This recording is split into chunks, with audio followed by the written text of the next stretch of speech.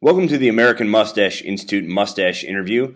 We are joined today by Cleveland Brown of Fox Television's The Cleveland Show. And Cleveland, thank you for joining us today. Hey, thanks for having me. You know, it was a big deal when you got your own show a few years ago, but quite sadly, it's not every day that a minority gets one. What kind of message does this send to other mustached Americans who want their own television programs? You just got to believe in yourself. You got to get up every day. You got to put your shoes on. You got to groom the stash. And you got to head out the door with your chin in the air saying, I'm going to do something today. And no matter how bad you get shit on or cussed at or beaten down by the world, if you keep that mustache pointed toward the sky, you're going to do good things. Can I cuss? Yeah, of course you can. Of course. We might be a family program here, but we certainly allow for surly language. Seth MacFarlane, having created your former show, The Family Guy, must be still heavily involved with the new program. But why do you think that so few black people are named Seth? It's kind of a puss name if you think about it, and I think generally in the African American community, you gotta look strong, you gotta be strong, and you just can't have a guy walking around called Seth. I mean, who are you gonna run away from, Seth or Reggie? I would say Reggie, especially if Reggie was wielding a chainsaw, a mustache, and some really high quality cologne and gold chains. Yeah, that's just kind of a soft name. Come to think of it, I've never met a mustached American named Seth as well.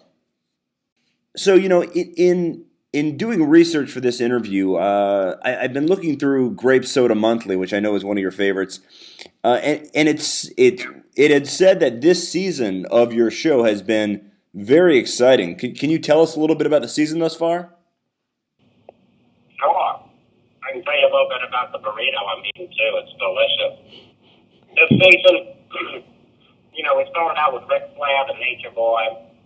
And moving on from there, we had my man David Lynch get started in our Halloween episode. And now as we move forward, we got a nice Thanksgiving episode coming up where Holt's dad comes to town. He's a general. He's a tough guy. He's played by Will Arnett, who is a very funny guy. And coming up after that, we got the holiday special, the Die Hard parody that we're doing called Die Semi-Hard. And Cleveland and myself, I get to play the Bruce Willis character. And we have a lot of fun, and there's explosions and jokes and a lot of shooting at glass when the guy's baffling. Have there been any, or will there be any guest appearances by some fresh new stars like Scott Baio or Carmine Ragazzi from the Laverne and Shirley Show, or maybe even Alf? It's Ragusa, and no, we're not going to have those guys on. We have more current stars like Florence Henderson, Felicia Rashad, Ed Asner, Carl Reiner, people who are just emerging as big stars, but all of them really are on the show. You can't beat a good Felicia Rashad appearance. So back in the Family Guy days, you were posed with a pretty interesting hypothetical situation of having any woman in the world, and you chose Margaret Thatcher. Margaret Thatcher, yeah. Yeah. So I'm curious who'd you rather tap today? Would it be maybe Katie Couric or Willona from Good Times, or is there someone else? Well, that's kind of a no-brainer. I think Willona, will always have a special place in my heart and mind. Having grown up in my formative pubertic years, Katie Couric's a little kind of weightish for my type. I like a little something to hold on to, and I'm assuming Willona still got that. Willona definitely got a little something going on that Katie Couric does not. So, speaking of that, of getting a little something, I think our listeners would like to know, what is cartoon sex like? It's very erotic. It's very drawn, and it's the same as real life sex, except it's no pleasure whatsoever. Is that also true for masturbation? No, that is just as much fun. One hand, two hands, get a foot in there, whatever feels good. But yeah, I would jack off with any of my extremities.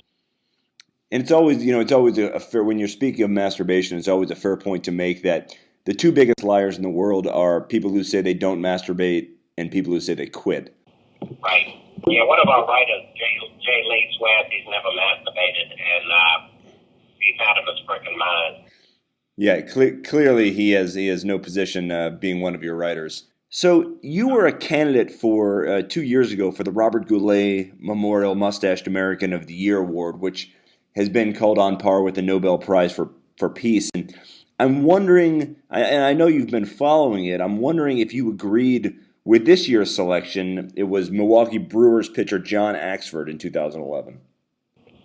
Yeah, Axe, I think he only blew one save all year, and that was opening day against the Cincinnati Reds. Ramon Hernandez hit a 2-out, 3-run home run. And I don't think the stash had quite come in yet at that point to its full volume and full masculinity and intimidatory. And, once it got where it needed to be, I think on the second day of the season, he went with it. So, I, of course, was disappointed not to get the call, but I think Axe could. I think Axe could win it. I think he can carry the torch.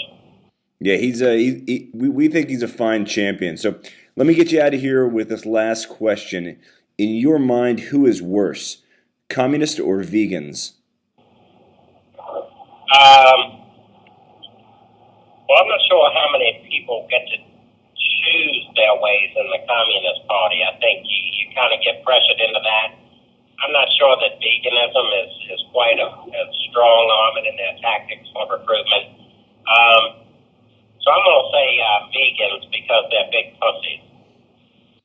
I think that's check and mate. I think you're right. So Cleveland Brown, we thank you for taking some time out of your busy schedule to join the American Mustache Institute for our mustache interview. It's been great talking to you, and good luck with the rest of the season, as well as just moving forward with the Fox Network and white guys named Seth. Right. And just let me add that actually cartoon sex does feel good. I'm glad you clarified that. Yeah, if there's maybe a wandering pinky, that helps too.